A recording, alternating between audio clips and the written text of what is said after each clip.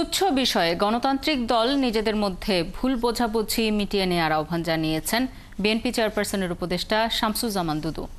গণতন্ত্রের যাত্রা অব্যাহত রাখতে এই প্রচেষ্টা জরুরি বলেও জানান তিনি। জাতীয় প্রেস ক্লাবে এক অনুষ্ঠানে বিএনপির এই নেতা আরও জানান, লন্ডনে প্রধান উপদেষ্টা ও তারেক রহমানের বৈঠক গণতান্ত্রিক আন্দোলনকে একটি উচ্চ মাত্রায় নিয়ে গেছে। আগামী দিনে সঠিক পথে এগিয়ে জুলাই আগস্টের গণ অভ্যুত্থানের পূর্ণতা আসবে গণতন্ত্র প্রতিষ্ঠা হলেই।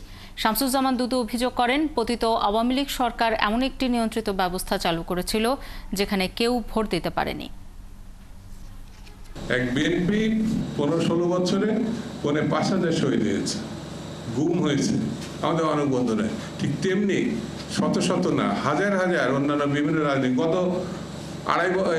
গত 1 মাসেই তো যে গণঅভ্যুত্থান, সবাই মিলে ঐক্যবদ্ধভাবে বাংলাদেশটাকে গণতান্ত্রিক বাংলাদেশ, স্বাধীন বাংলাদেশ আর স্বাধীনতা সার্বভৌমত্ব রক্ষার জন্য এই বীরের জাতি, এটা মুক্তিযুদ্ধের জাতি, সেই বীরত্বের সঙ্গে আমাদের লড়াই করতে হবে। এই ভাবনা সঙ্গে সবাই আমরা ঐক্যবদ্ধ থাকি।